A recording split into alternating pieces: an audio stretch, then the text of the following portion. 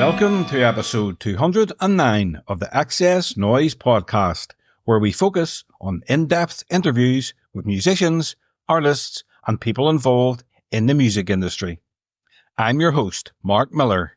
Thanks for listening.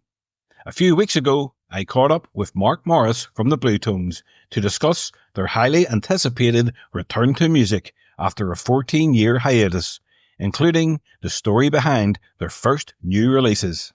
If you missed the previous episode, I spoke to the Magic Mod, Ben Taylor, to discuss his journey into magic. So check it out, and if you like the podcast and would like to support it, please subscribe for free on your favourite listening platform, give us a rating, and leave a comment. Formed in 1993, the Bluetones made their mark with 13 top 40 singles and 3 top 10 albums. Now, they're ready to begin an exciting new chapter. In this episode, frontman Mark Morriss talks about the band's return, their latest music, and much more. So sit back, relax, and enjoy the XS Noize Podcast with Mark Morriss of The Bluetones.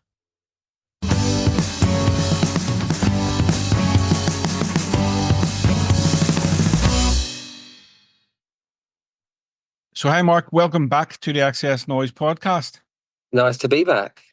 The Bluetones have released a new Drive-Through EP, and it's the first new music from the band since 2010.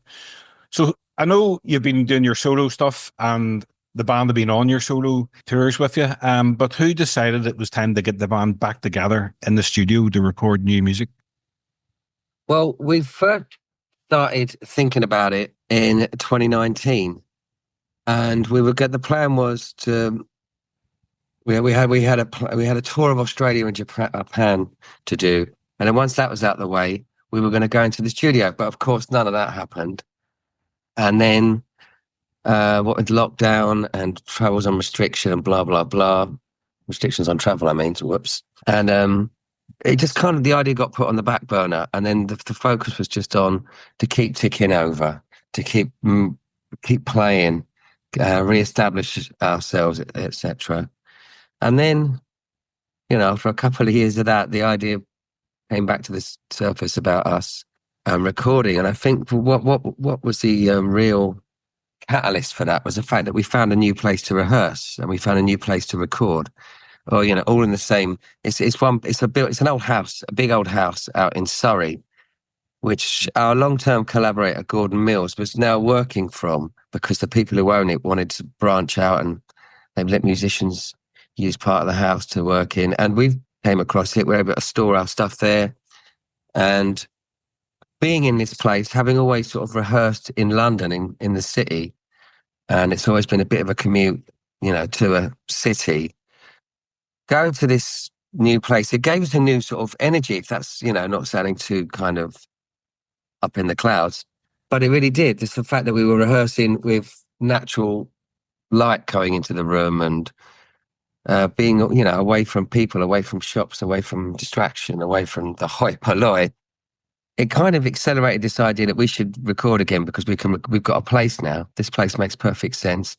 Gordon's back on board, and he's, because he's key to all of this. Our producer, he's a very talented guy, and he's a great energy to have in the room when we're all, because we've been doing it for so long. So as you can imagine, it's nice to have a fifth or sixth voice presence. Well, Richard's been collaborating on these new sessions as well, and everyone feels completely re-energized. It's difficult to explain why, without it sort of bleeding over into sort of philosophical conversations about the passing of time and whatnot, and the fact that we've still got the chance to do this thing that we very much enjoy. And we've found that being creative like this has breathed new life into everything. I mean, we are wondering why we didn't do it sooner. I guess we know there are other factors at play, but it all feels very satisfying at the moment, which is it's difficult to put your finger on. It's just we collectively and individually, we're very much enjoying this time. Yeah, the press release says it's not just a return, but a reinvention. Well, yeah, well, it kind of is in a way, because we can't just pick up from where we left off, because it was 14 years ago. So you have to rebuild all those processes and all those sort of just the communication in the band. Even it's always been good. There's a good positive energy about this group that always has been. But when you're trying things that obviously I've made records in the interim, but that's on my own, and the others have been kind of drying away from it. So we're all learning again to collaborate, and it's gone really smoothly. I think, this may sound a little bit naff, but the fact that we'd all seen Get Back, the Beatles film, and it kind of crystallized what it is, what the process is, watching other people do it is to sit down, roll up your sleeves, sit around in a circle, play the songs to each other, work through the songs, learn the songs, then change the songs and rearrange them. And all those things clicked. It was January the 1st this year. It was also a nice iconic date to go in and start afresh. And we came out of a 4-day session with 4 new songs, and that's unheard of for us. We've always been a little slow. We've always dragged our feet a little bit. Don't know why, but not this time round. Everyone's at it. I know it's turned out to be good timing. The Bluetones first appeared during the Britpop era with your debut album, Expecting to Fly. And then now Oasis are getting back together, Cast are putting records out, Shed 7 are getting #1 records. Well, you could look at it that way, yeah. Yeah. Those things are sort of outside of our little world as they always were. It's nice for them. I'm glad that everyone's got their mojo still and getting on with their thing.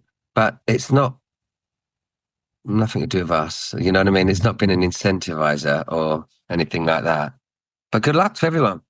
It's nice, it's nice to enjoy these things, to enjoy having this, because it's not going to be there forever. Having this energy and having these ideas, it fades, we've seen it. So good luck. I know what you're saying though, but I think that's more a reflection of something else. That's, the way the industry has changed in the last couple of decades, particularly, that it seems to be more heritage acts rather than, new superstars coming through, and which is the sad thing, really. Well, the new release is out in your own label, Rainhold Records, and it's the first of a trilogy set to roll over the next 6 to 8 months. So why are you putting out 3 EPs instead of an album this time around? Well, that's a good question, of course. But I think the truth is it's born out of necessity. It's the fact that Scott, for example, lives in Tokyo, and Richard, our keyboard player, now resides in Perth, Australia. So we don't want to record. We don't want to record long distance. We don't want to be sending each other files. We also don't want to be in a position where we've got to ask Scott to leave his family for 3 or 4 months, because that's what it'd have to be. We wouldn't be able to go home every night like the rest of us. So this is where we landed. Let's do songs where if we get together 3 or 4 times a year for gigs and tours and festivals and whatnot, we always give ourselves an extra few days now before we start rehearsing for whatever shows are coming up, to just either finish what we've started or start something new in terms of song ideas. And it's been a good way for us collectively, because I think getting older, the brain getting there's less space up there for new things. So I think this is what allows us to focus on the matter at hand. So we focus on 3 or 4 songs rather than 11, 12, 13 songs. Get them done, knowing that in the back of our mind there are others to come. So they're done, move them along, get on with the next ones. Move them along, get on with the next ones. So that happens to be in batches of 3 or 4. I also think it's quite handy that, the way things have gone, people like listening to songs in batches of 3 or 4, it seems. And, more so than LPs, it seems like a lot of people seem to still cherry pick their albums because they can. And this way, I think that, with our creativity being more focused, it leaves no room at all for filler. Do you know what I mean? Yeah. Not that you intentionally have filler on any album that you make. But I think sometimes because of the process, certain numbers may not get the focus that other numbers do. And when the record's done, dusted and out and you like it all, then a few months later you're listening back to it and go, oh, track 8 doesn't actually sound finished still, but what can you do about it? So I think this allows us that. It allows us to work at our own pace, basically. And there's no master plan behind it that, it's just nice that we can release songs in batches of 3 or 4, because I think people, particularly our audience, like that, not to be overwhelmed. Sorry, and in a year's time, or whenever it's done, about 8 months' time when it's done, they can have got to know the songs in different stages. You know what I mean? It's not like being hit by one new album. You've gone, okay, 3 more songs, step back. That's the piece of work. That's the collection. Oh, there it is. Stick it underneath another umbrella, call it something else, and there we are. Well, let's talk about the tracks. The lead single and the first track on the EP is Drive Through. And you said this song's about abandoning the past and embracing the unknown. Yeah, well, it was a number. It was musically, it was something I wrote in 2020, actually, during all that boring lockdown business. And so it's been knocking around a while, but it was just existing as a kind of little folksy number, as 95% of my stuff does, until someone else gets their hands on it. And yeah, thematically, I think it's suggested by that. The hook of the song is a major into minor drift that kind of just loops at the beginning and at the end of the song and in certain refrains. It's that sense of a vehicle passing you, the way it goes, the ambulance. And I think that lent itself to a suggestion of movement and a suggestion of, driving, being in a car, which is how I spend a lot of my life, being a troubadour. So I think it was kind of, it's kind of, these things are kind of zapped into you, almost wholesale. And that was one of them. You sit back and go, oh, okay, that's what that is. But when you're writing it, you're in a trance. It's not as if you're wholly controlling the direction of this moment. You said it's an older song, so I assume it was possibly originally written for your solo work rather than the Bluetones. Do you have a different mindset when you're writing for your solo songs? No. Do you have a different mindset than the Bluetones? I don't have a different mindset, but I know that they're going to evolve differently. Well, I certainly do now. I've certainly been reminded now because we've been doing it again this year. But I know that when my songs, I don't write a song going, this will go in that pile, this will go in that pile. They just come out and whatever project's in front of me gets them. With these songs, I was excited because they hadn't gone anywhere since I'd written them. They were just sitting around as very basic demos. So all of the songs that I brought to the project like this have been completely transformed just by those guys. It's difficult to put your thing on. That's the magic of collaboration. That's why we all love bands, because everyone is a key part of this machine. And having made solo records for the last decade, it was wonderful to be so acutely reminded of that. These things are completely out of your hands. I would start the song and say it has a beginning, it's got a middle, and it's got an end, but it can go anywhere from here. And then just be completely blown away by the directions everyone else took. 3 or 4 people are hearing 3 or 4 different versions of the same silly little folk song that I'm presenting. And that's been really engaging. It's been great. I mean, that's what's been so satisfying about it. It's been, everyone feels, well, I certainly feel like the art has won out. Do you know what I mean? The fact that it's taken this long for it to be formed, everything's been proven right. These songs were going to be used for another project, which never happened. And at the time that thing never happened, I was upset about it and disappointed, to say the least. But then that's just part of the process to get them where they are. That's how I genuinely feel about these songs, that they've found their perfect home in being realized by those guys. So how do you think your solo careers helped shape you as an artist? And what lessons have you brought back to the Bluetones from those experiences? Well, I think apart from it's just keeping your hand in, Mark. I couldn't imagine of coming to this, having not written a song for 14 years. It's also like, what else am I going to do? Is this just what I do? I can't stop it. I don't just think, no, I'm going to continue to be a songwriter. It's like you just continue writing songs.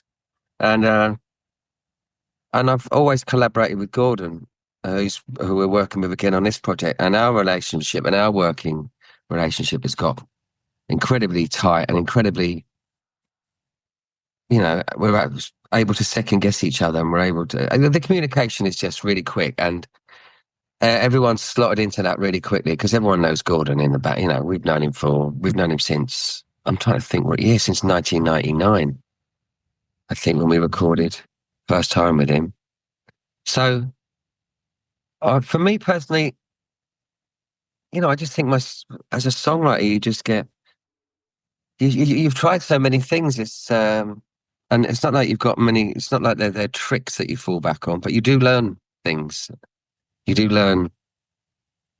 They are kind of tricks, I suppose, in songwriting. That I think you only learn as you with experience, with doing it again and again and again, like being any kind of artist, really, like being a painter. You don't just wake up born a Rembrandt. You have to put the blood, sweat, and tears in too, and put the hours in, and write a few shit songs. Do a few shitty sketches before you come to the thing that's meant to exist. I know it sounds really pretentious, but no, I know what you mean.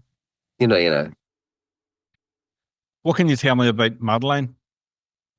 Well, again, this is a song that was written for myself. It wasn't going to be in part of any other project, but it was just knocking around in one form or another.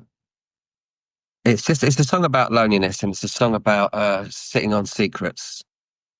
And I just also think a lot of people during the last 4 years, 5 years, with everything that's happened, have lost faith in government in a way, and lost faith in the idea that government might have our best interests at heart. Do you know what I mean? Individually, when it doesn't, it has our best interests at heart collectively, because we're the masses, we're the workforce. And I think it's this sense of sort of disenfranchisement that's, I've certainly feel it a little bit, or certainly cynicism. I'm not saying like I'm an anti-vaxxer or any of that sort of stuff. It's just it's a more sort of philosophical sense of, games have been played with people's lives, and I think, it just breeds a sense of a lack of trust of government, and that's, I think, what is at the heart of Madeline as well. We're written at a time of, when people were separated and feeling quite lonely, and also disenfranchised. I guess it's all just in there, but it's written as a sort of love, as a wounded love song. So was Madeline a real person? No, Madeline's a conglomerate of people, mainly me. And we'll have another name for the last track, Billy Balfour. Is Billy based on anyone in particular? Well, the original title for the song was "The Ending Is Ridiculous," because the ending of the song is ridiculous. But we didn't really have a title for a long time, and so it became called Billy Balfour because he's a character from an episode of the comic strip Presents, an episode called "Wistful of Traveller's Checks." You've probably seen it. I have, but my favourite one from Mr. Jolly Lives Next Door. Mr. I love Jolly's that one. Fantastic. Yeah, Mr. Jolly's a beauty. Yeah, it's my favourite too. But so you remember it was like a pastiche of the spaghetti western films. Yeah. And there was a character in it, the man with no name, and it was Billy Balfour, the man with no name. And so this was the song with no name, and it became known as Billy Balfour for a while, and it just sort of stuck.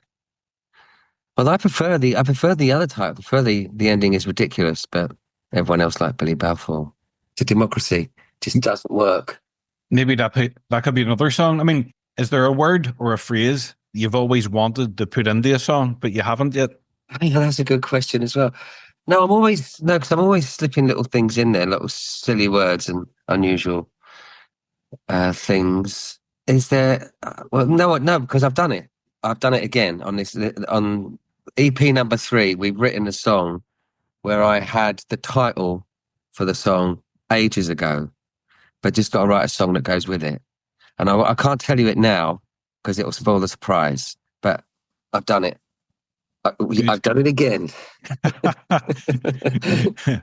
What can we expect from the new songs next year, and when are you planning on putting them out? Well, the next EP is, I think it's due out late February.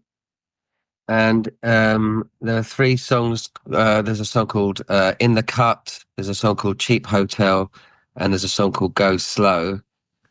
And In the Cut is kind of like I'll give you a sense of the mood. In the Cut is like an up-tempo kind of multi-genre pop piece. It starts off a little bit kind of sci-fi, goes country, ends up a little bit sort of Dexies. And then at the very end of the song, it's got a sort of tribute to, I would say, sort of George Clinton and Parliament, that sort of thing. But it's a lot in there. It's a lot in 3.5 minutes. We're kind of tipping our hats to lots of the things that we like. And then the second song, Cheap Hotel, it's more like a sort of dirgy, sort of California sunset.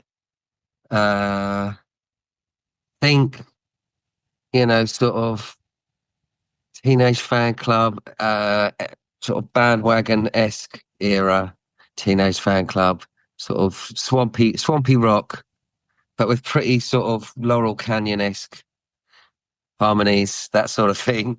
And then the last song, Go Slow, is a sort of country blues thing. Again, it's about solitude and controlling one's moods.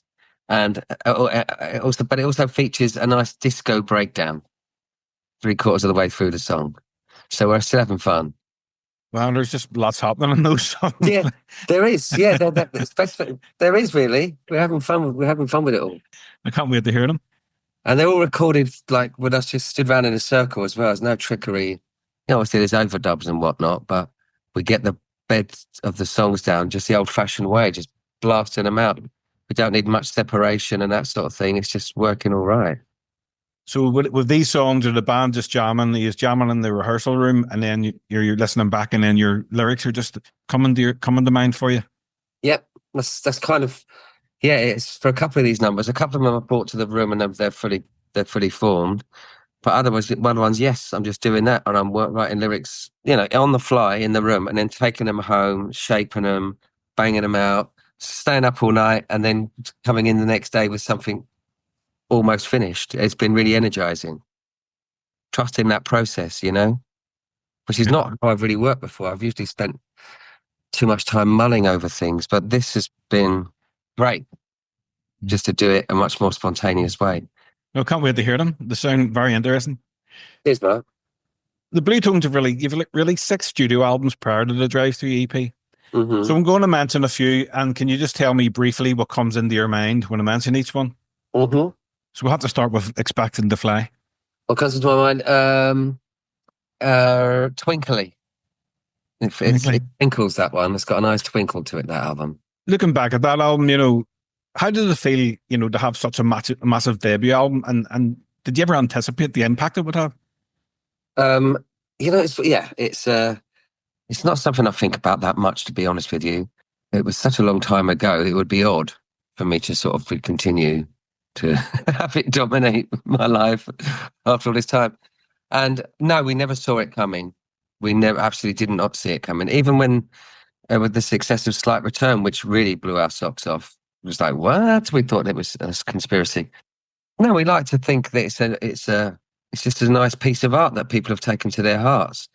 And I do think of it as twinkly. I think it's got a nice, I think it's got, at that time, the record which we wanted to make, it's the record we wanted to make, which is like a kind of a melodic, slightly psychedelic pop record, And that's how I feel about it. That's my perfect genre. Okay, Return to the Last Chance Saloon. See, I think that record, again, we were kind of caught by surprise like this. It's the old classic case of a very limited time to make the second record after having years to make the first one. And I think we thought about it too much. I like that record, but I think it's 2 songs too long. And I don't know which 2 songs I'd trim, but I think it's 2 songs too long. I think it comes in at nearly an hour long. It's like 13 numbers on it. And I think we wanted to give people value for money and that sort of thing. But I do also think it could have benefited from being a little bit snappier. And I think, you hear that record and our sound has toughened up a bit because we've been touring for the best part of 2 years, and your sound just toughens up. Yeah, it's a great record. I don't think it's overlong at all. Oh, thank you. And then must mention the last album you made, A New Athens. Yeah, well, I think that's my favourite, melodically and like thematically, and I think it just sounds great. I think that's my favourite Bluetones record. It's a shame that it's not got the audience that it might have had, but we live in an imperfect universe, and you just got to turn the page and carry on, right? If people want to understand the music of the Bluetones, what are the 5 songs they should listen to? Oh, that's a good question. Okay, you made me think. I think from the first album, they should listen to a song called Putting Out Fires. Then I think they should listen to a song called Emily's Pine from the 3rd album. Then I think they should listen to a song called Serenity Now that we did on a standalone EP. It's a groovy little number. Then I think they should listen to... Oh my goodness. Right. Then I think they should listen to something from New Athens. I think they should listen to The Notes Between the Notes Between the Notes.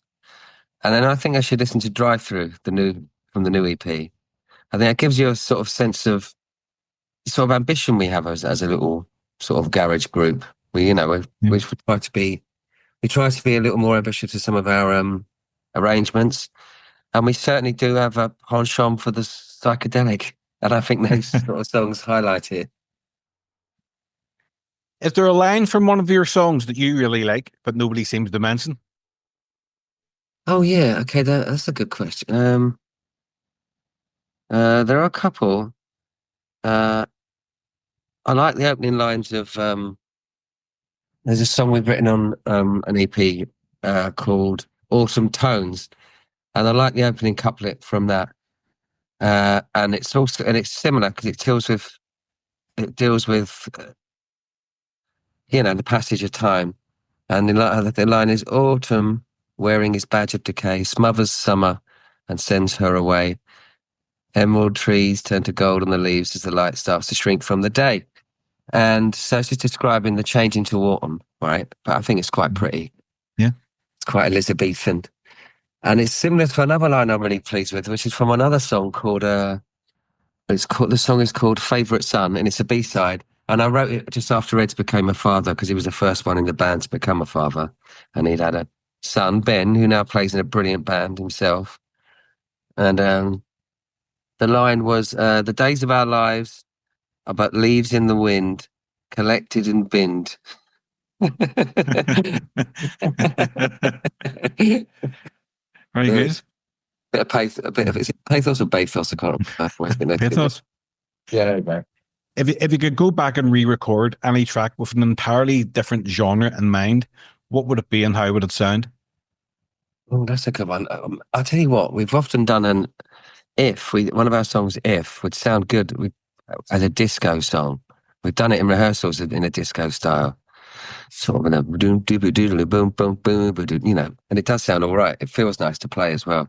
So disco If, or Reggae Slight Return.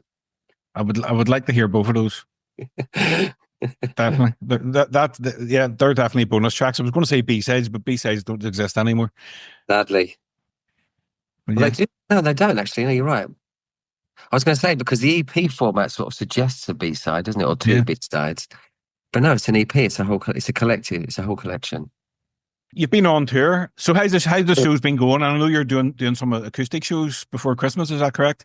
Yes, Adam and I just played 3 acoustic shows the weekend just gone, and we're doing a couple more next weekend. But the band shows went great. It's really nice having new stuff to share. It energizes everybody, And it also sort of dictates the sort of set you're going to play because you want it to work with the new songs. I don't know. I think it's a benefit to only having 3 at a time. So the audience know they're not going to get bombarded with the new album. There's not this sense of dread at the back of the mind. Going, I want to hear this, and this, but not too many new songs whilst they're still new. I think people like to go home and listen to things and familiarise themselves first, don't they? I know I do. And I did have an experience years ago where I went to see Duran Duran, almost by accident because I was on holiday at the time. I was in Miami on holiday, and saw that Duran Duran were playing that night. So I went and got a ticket. I was just at this nightclub, so got probably about 1,000 people in there. So I got a ticket, and they came on and they played 20 minutes of classics. Rio, Girls on Film, Hungry Like the Wolf, and then they played like almost an hour of the new album. And it was too much. It was too much. It killed a thoroughly enjoyable evening. It was kind of arrogant to give a room full of fans that many new songs in a row. Do you know what I mean? Or of an evening. So we've learned our lesson from that. From my bad Duran Duran experience. No, I know what you mean, because I had a bad Duran Duran experience about 2 years ago. Oh, God. I love Duran Duran. My partner loves Duran Duran. But we went to an outdoor gig in Dublin a couple of summers ago. Yeah. It was postponed from COVID and stuff. So yeah, I went to the same London gig because I bought a ticket that was postponed. I went to see him in Hyde Park two summers ago. Yeah. Yeah. Well, I think the Dublin one was before the Hyde Park gig. Right. And yeah, brilliant show. Really enjoying it. But they didn't play Save a Prayer and they didn't play Rio. And I'm like, what? Yeah. But I knew to play them at Hyde Park in the next gig. Yeah. Yeah. And we were pissed off about that. Like, ooh, but they did play Ordinary World. Yes. Which I like. I love that album, the Wedding album. I love that. But now we did go to see them last year in Dublin again, at the 3 Arena, and they did play those songs. I should, Coco, flipping, not playing Save a Prayer. Yeah. On a summer's evening. Are you joking? Yeah, I know, right? That's just do you think they learnt their lesson and someone said, you've got to stick them in? Or what, do you think they got some feedback from disgruntled punters? Maybe. I hope so, because, I mean, that just spoiled the whole gig, because when we're walking away and we're like, it was a great gig, and then you just expect those songs. It's like you guys playing or not playing Slight Return. Yeah, you got to play certain songs, man. It's what the people want to hear. Yeah. You're an entertainment. So how does performing live today compare to the early days of the Bluetones? Do you feel that the audience has changed at all? Of course, yeah. Audiences have changed. They've grown up with us, and so there's a little less stage diving and moshing, a little more listening, and on the other side as well, I think playing live has become something over the years we've taken more and more seriously. When we were younger, touring was just like an excuse to have a party every single night of the week in a new town.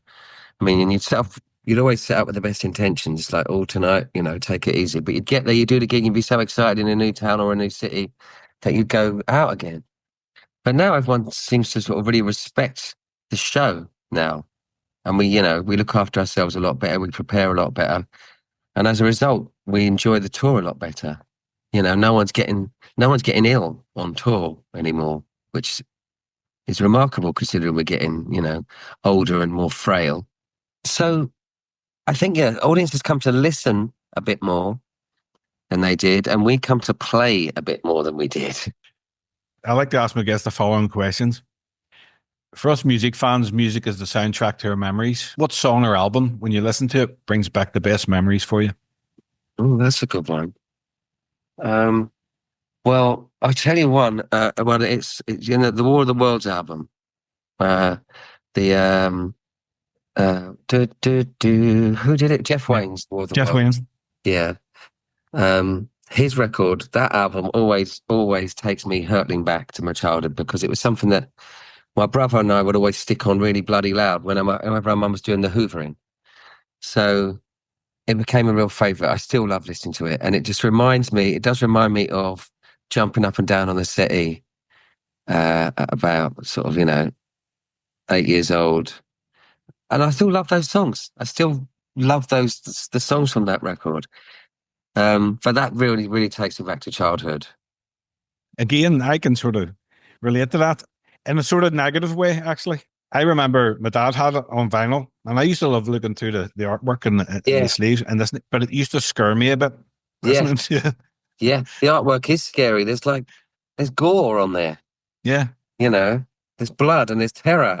It's fascinating. And that huge center spread of the New World, the Brave New World they bit in. I loved all that stuff. You could look at it for hours, couldn't you? Yeah, yeah. If you could go back and relive one musical moment from your career, what would it be? I think it would be, well, I know it would be, because look, I've answered so quickly. But I think it would be Glastonbury when we headlined in 1997. I was a little overwhelmed. I think we all were a little overwhelmed. To have been asked. I don't think we appreciated the sort of enormity of what a gig it was. And we were scared. We were scared shitless, man. We were so nervous. I have little Polaroid memories of that night, but I wish we could do it again and grasp it and enjoy it. There we go. Who did you follow on the gig? Well, I think it was Manson on before us, but the weather had been terrible that year, and all their stuff got washed out, and I think they had lots of electrical problems because some rainwater had got into their pedal boards and things like that. And so they'd gone on stage, and everything had just gone for them. So that was a real shame. And then we had to wait an hour, and then we went on, and things sort of cleared up a bit. What do you consider your greatest achievement? Well, I think it's the fact that it's not the fact that we're just still going. I think it's the fact that it's the way that we're still going. We still really enjoy it. We still really enjoy each other's company. It's not something we feel like tied to or compelled to do. And we're all still so engaged in the friendships in the group, and also the creative process. It really is like it's always been in that regard. I know we're sort of all men in our 50s now, but when the four of us get together, all the years just fall away. I mean, we don't, obviously we've got grown up kids, we've got a whole history together, but the energy of the dynamic of the four of us together is still the same as it's always been. And I think that's, we're lucky, and we sort of cherish it. We look after each other. It's very rare, isn't it? It seems to be, yeah, it does seem to be. But along the way, we've never, ever, everything has always been equally split 4 ways between us. There's no one getting any more anything than anyone else. Because as far as we're all concerned, it doesn't matter who writes the song or who starts the idea. We all spend the same amount of time working it out, pretty much. It all evens out. And the last thing you want to be arguing about with your friends is money, for heaven's sakes. So we've always just done everything straight down the middle. And I think, right, even publishing, every single song, everyone gets the same money in publishing. Doesn't matter. Because as has been proven again and again and again, it's not a song it's not a finished, realised song until all 4 of us have had our say, had our, chipping away at that block. So that is what I guess I would say I'm most proud of. Yeah, U2 and Coldplay do that as well, split everything. Yeah, look at them. They seem to be getting on all right. Yeah. I mean, it's just one less meaningless argument to be having. And it's also, it sends a message to everyone who works around you. So that's the way we do things within the group. It's also the way we do things without the group. We pay everyone before we pay ourselves. And, we've been shafted in the past, and we've learned our lessons. So, Mark, what's next? What's the ambitions going forward for the band? What's in store for next year? Is there anything else? Are there going to be more shows as well as the EP? Yeah, there are going to be more shows. I think we're going to be doing a handful of gigs around the time of the second EP release, which is, I say, like March, late February, March time, maybe slightly after that. I'm not being consulted. And then there'll be hopefully a summer of festivals. We're coming over to Ireland to play a festival. I can't remember the name of it. I've been told I can't remember the name of it. But after we played there a few weeks ago, we were asked to play. So we're going to be doing 2, I think, whilst we're over there. And then another tour around the time of the third EP, or just after the third EP. But it'll be incorporating the whole of the UK again. And then the plan is to go further afield, go back to Japan, go to Australia for a tour that we should have done in 2020. And also just to keep, I think we're going to keep up this process, just keep making songs of group batches of 3 or 4. And whether we release them as EPs as we have done, or we just stockpile them, that remains to be seen. I'd like to keep doing the EP thing personally. I think they're quite nice little artifacts. Yeah. You know, with the death of the single and all that sort of thing, I do think they're pretty cool. But there we go. That's the plan. Just keep rolling. Now we've got this creative thing. Now we've got this momentum. Is to sort of stay on board. All right, Mark. Well, it's good to speak to you again, and hopefully we'll speak further down the line with the new releases or whatever. I'll try and get the gig. Yeah, absolutely, man. I'd love to. Okay. Take it easy. Do that, mate. Bye. Bye.